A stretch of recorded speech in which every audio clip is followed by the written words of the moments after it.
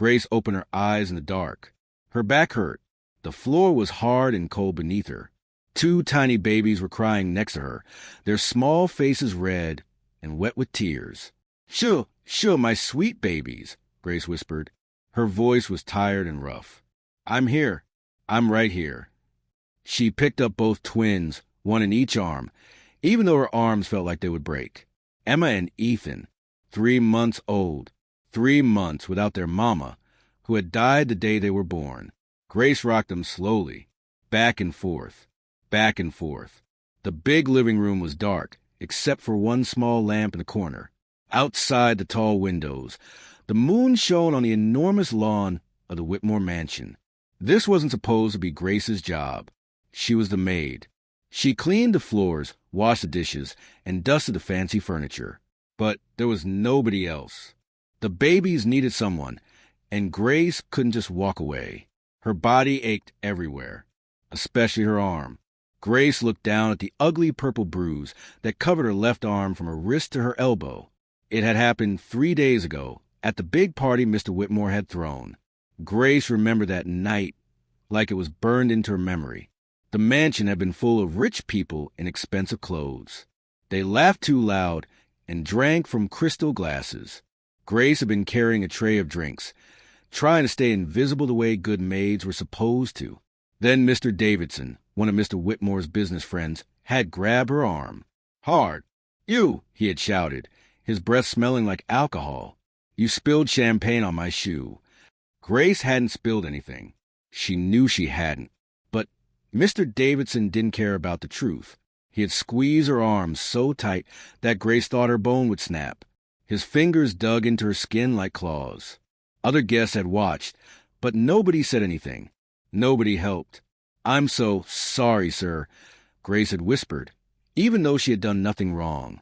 Please, let me clean it. He had finally let go, pushing her away so hard she almost fell.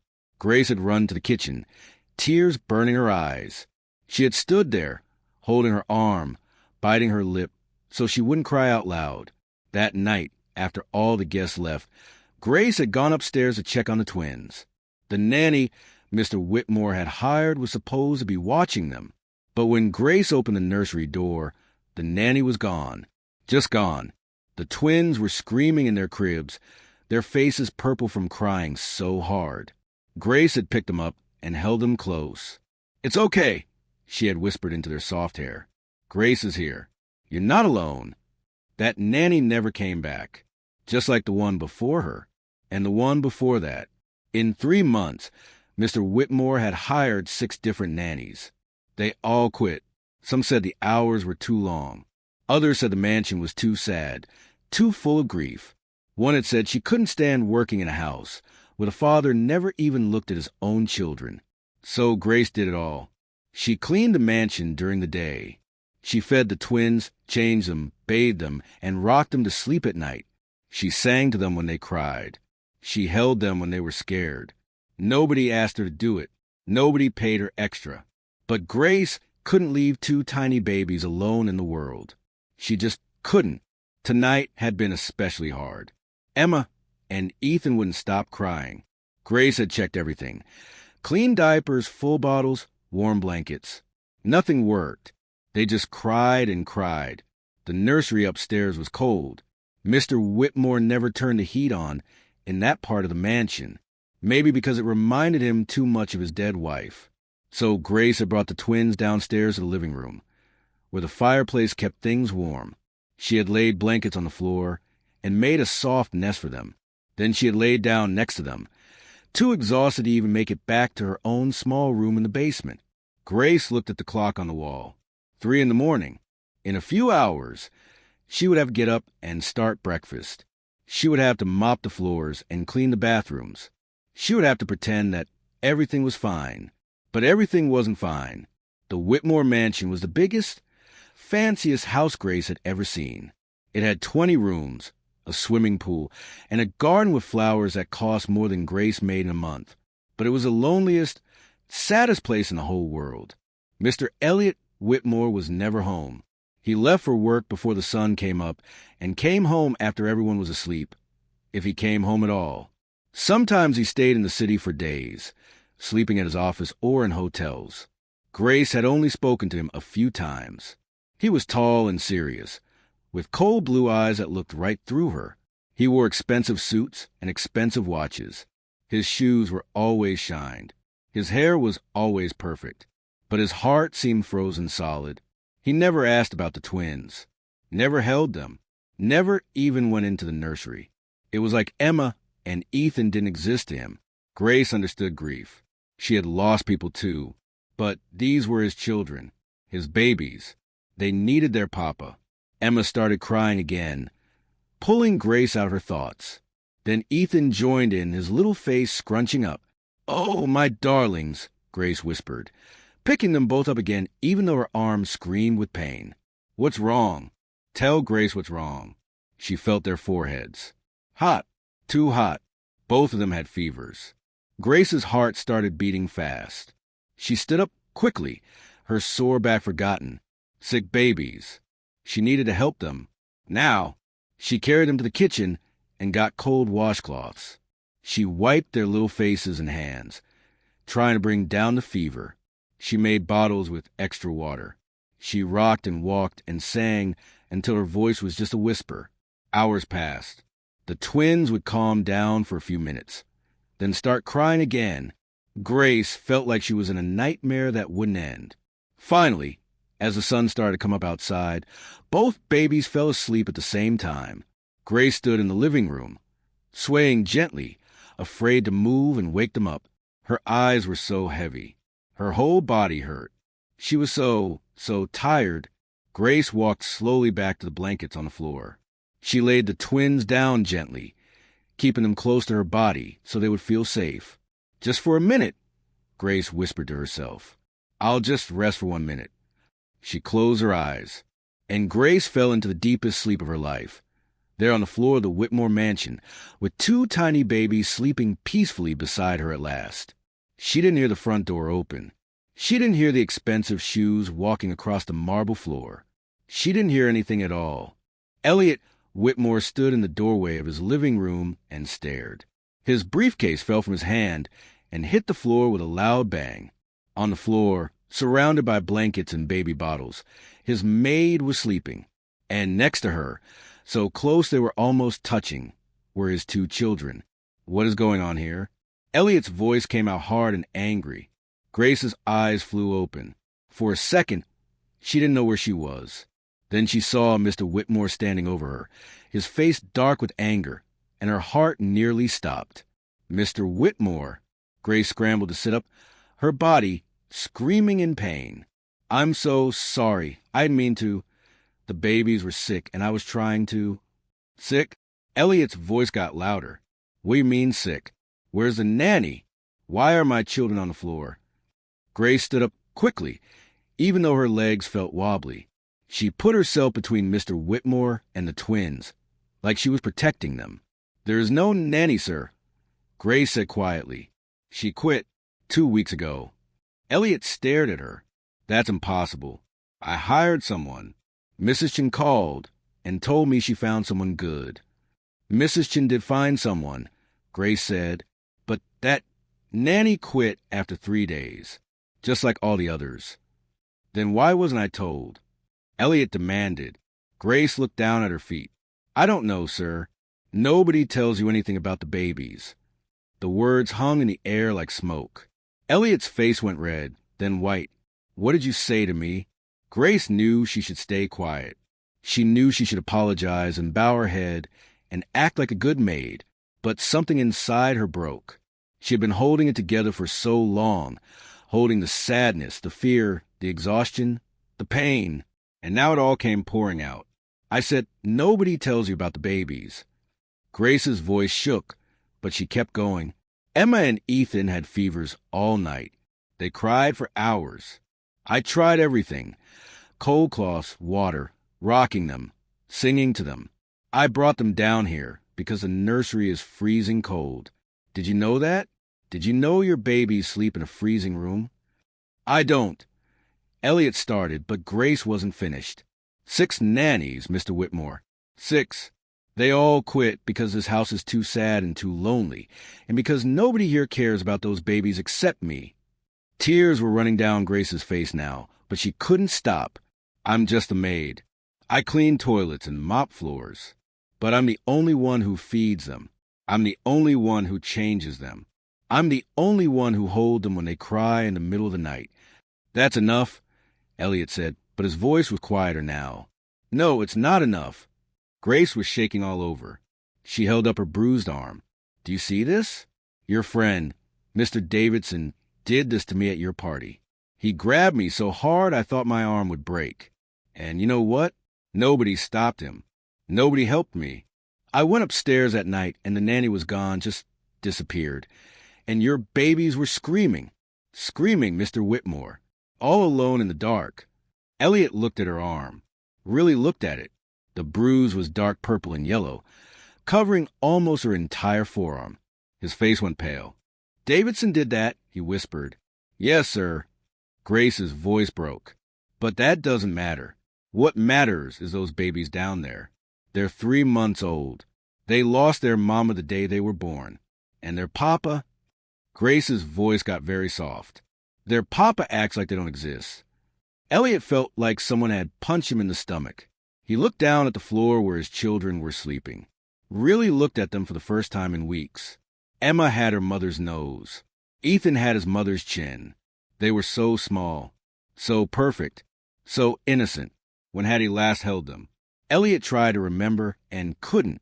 After Sarah died giving birth to them, something inside Elliot had died too. He couldn't look at the twins without seeing his wife's face, without remembering her last words. Take care of our babies, Elliot. Promise me. He had promised, but he had broken that promise. Elliot sat down heavily on the couch. He put his head in his hands. I didn't know, he said quietly, about the nannies quitting, about the nursery being cold, about any of it. Grace wiped her eyes. You didn't know because you're never here, sir. You're right. Elliot looked up at her. I work all day and all night because if I stop working, I have to think. And if I think, I remember that Sarah's gone, that my children will grow up without their mother. That is my fault. Your fault. Grace sat down on the floor next to the babies. How is it your fault? Sarah did want more children after our first pregnancy ended badly, but I convinced her. I told her it would be okay. I told her we would have the best doctors. Elliot's voice cracked. And then she died. Because of me. Grace was quiet for a moment. Then she said something that surprised them both. Mrs. Whitmore loved you very much. Elliot looked at her sharply. You didn't know my wife.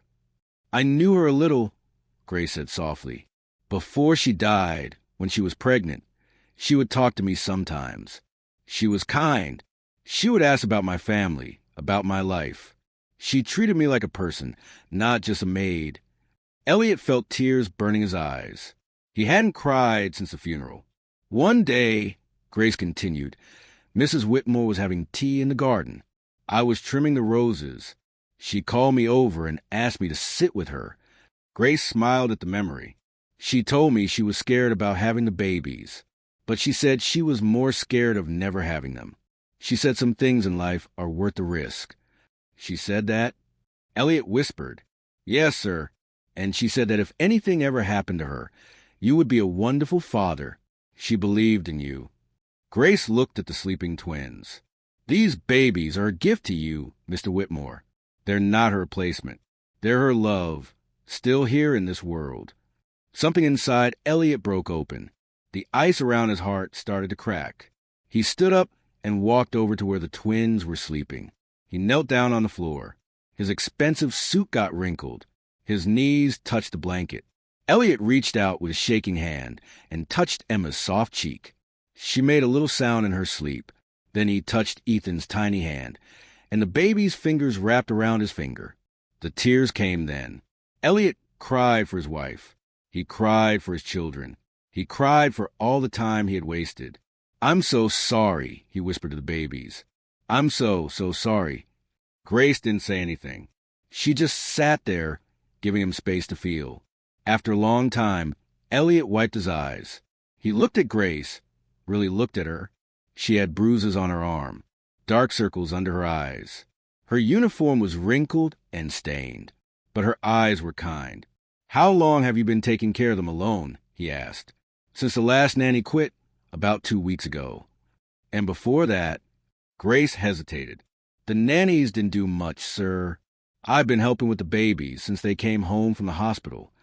3 months. This woman had been caring for his children for 3 months, on top of all her other work, without being asked, without being paid extra, without complaining. Why?" Elliot asked, "Why would you do that?" Grace looked at him like it was the strangest question in the world. "Because they needed someone," she said simply. "Because every baby deserves to be loved." Elliot Whitmore had made million-dollar deals. He had built a business empire. He had negotiated with powerful people all over the world. But this woman, this maid who slept on the floor with his children, was teaching him what real strength looked like. "Things are going to change," Elliot said firmly. "Starting right now." Grace looked at him carefully. "What do you mean, sir?" "I mean everything." Elliot stood up. "First, you're not the maid anymore. You're the children's caregiver. Official position. Triple your current salary. You'll have weekends off and help during the week." Grace's mouth fell open. "Mr. Whitmore, Second," Elliot continued, "Davidson is banned from this house. Forever. And I'm going to have a very serious conversation with him about putting his hands on you. Sir, you don't have to. Third, I'm going to be home more.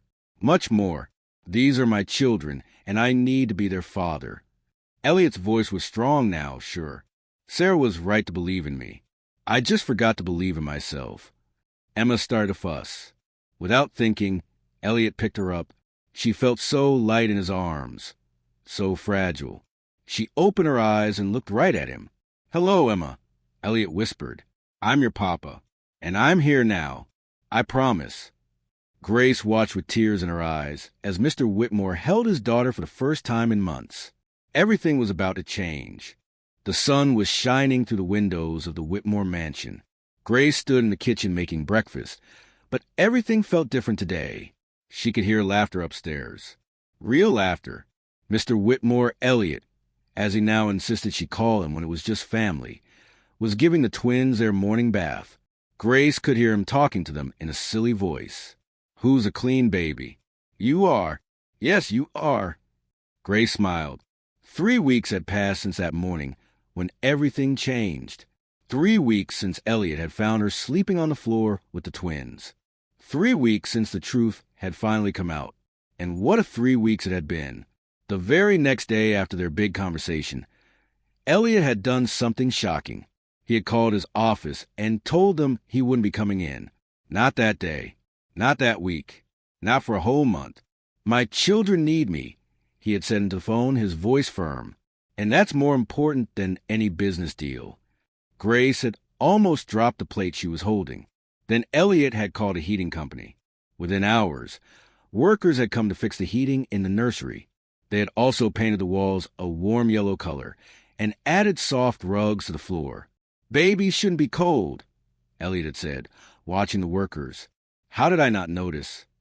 But the biggest change was in the house. It was in Elliot himself. He had started doing everything with the twins, feeding them, changing their diapers. He wasn't very good at it at first, and the diapers kept falling off, which made Grace laugh. Playing with them, reading them stories, even though they were too young to understand. At night, when the twins cried, Elliot would get up and rock them back to sleep. Grace would hear him singing lullabies in his deep voice, the same songs his wife Sarah used to sing. "I have so much time to make up for," Elliot had told Grace one evening. "I can't get back the months I lost, but I can be there for every day from now on." Grace had been worried at first. She thought maybe Elliot's change wouldn't last, that he would get busy with work again and forget about his promise. But she had been wrong. Elliot kept his word about everything. He had called Mr. Davidson and had a very serious talk with him. Grace didn't know exactly what was said, but Mr. Davidson had shown up at the mansion the next day to apologize to her.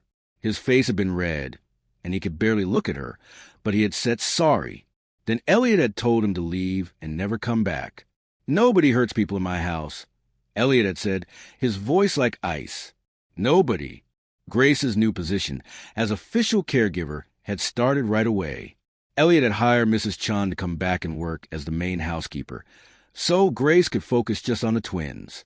Her new salary was more money than Grace had ever seen in her life. "It's not enough," Elliot had said when he told her the amount. "You saved my children. You saved me. There's no amount of money that could repay that." Grace had cried. Happy tears this time. But even more than the money, even more than the new job title, what made Grace happiest was seeing Elliot fall in love with his children. It happened slowly, like ice melting in the spring. At first, Elliot had been nervous around the twins. His hands would shake. When he held them, he would ask Grace 100 questions. "Is this right? Am I holding her head correctly? Why is he making that sound?" But day by day, he got more comfortable, more confident, more like a real papa. Now, Grace couldn't imagine Elliot without Emma and Ethan in his arms. Footsteps on the stairs brought Grace back to the present. Elliot came into the kitchen carrying both twins. They were wrapped in fluffy towels, their hair still wet and sticking up in funny directions. "Somebody wants to say good morning to Grace," Elliot said with a big smile.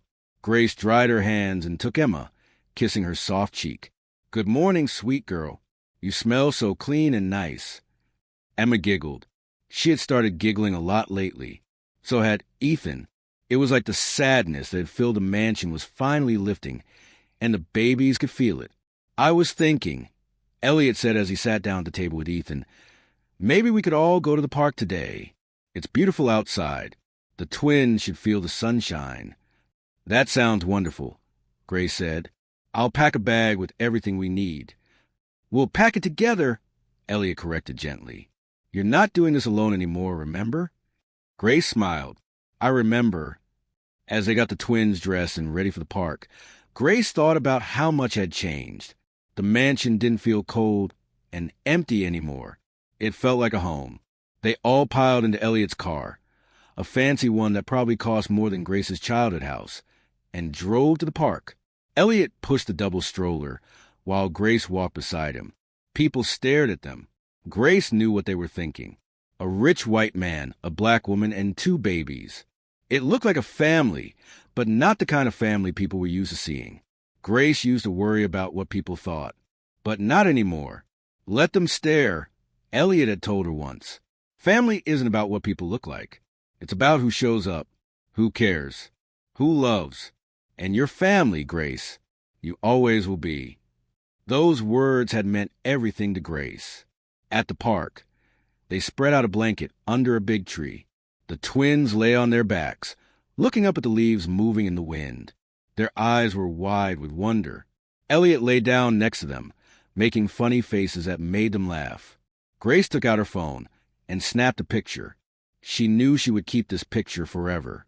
"Grace," Elliot said, still lying on the blanket, "I need to tell you something." Grace's heart jumped a little.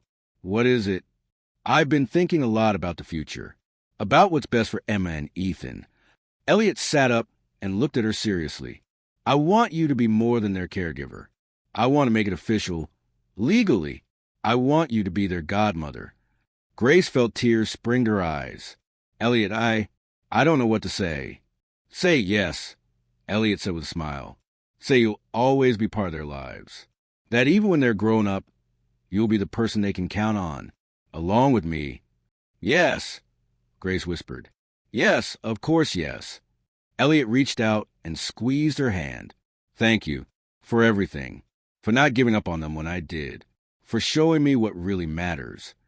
They sat there together, watching the twins as the sunshine warmed their faces. Grace thought about that terrible night 3 weeks ago when she had fallen asleep on the floor, exhausted and hurt and scared. She had thought her life couldn't get any harder. But sometimes the darkest nights come right before the brightest mornings. That night, back at the mansion, they all had dinner together. Well, Elliot and Grace had dinner while the twins had their bottles. They sat at the big dining table that had been empty for so long. "You know what?" Elliot said suddenly. "I'm going to sell this house." Grace nearly choked on her water. What? Why? It's too big, too empty, too full of sad memories. Elliot looked around at the fancy walls and expensive decorations. I'm going to buy something smaller, cozier, a real family home, with a yard where the twins can play when they're bigger. Maybe a dog. A dog. Grace laughed. Every kid needs a dog, Elliot said seriously, but his eyes were twinkling. What do you think? Would you come with us? To the new house? Grace felt her heart swell. I'd go anywhere with this family. Good, Elliot said, because you're stuck with us now.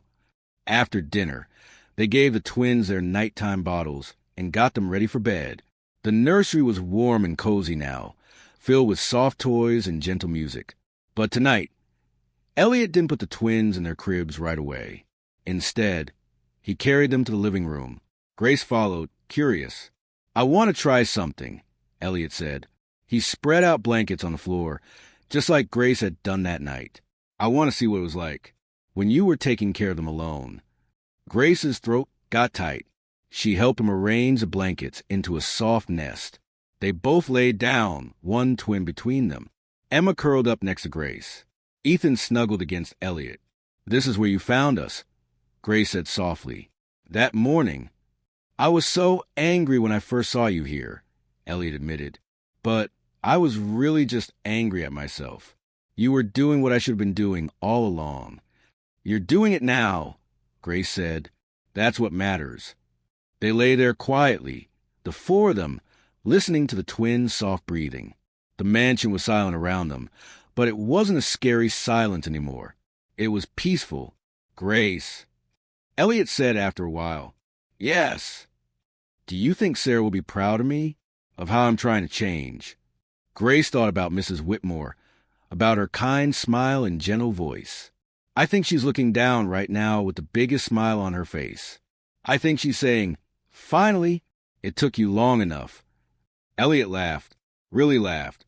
It was a sound Grace had never heard from him before. That does sound like something she would say, he admitted. Emma yawned, a tiny little yawn that made both adults smile. Ethan was already asleep, his thumb in his mouth. We should probably put them in their cribs, Grace whispered. In a minute, Elliot said, Let's just stay here a little longer, all together. So they did. They lay on the floor of the Whitmore mansion, a family made not by blood alone, but by love and choice, and showing up when it mattered most. Outside, the stars were shining bright. Inside, for hearts beat together in the warm darkness. Grace thought about everything that had happened, all the pain, all the struggle, all the tears, and she realized something important.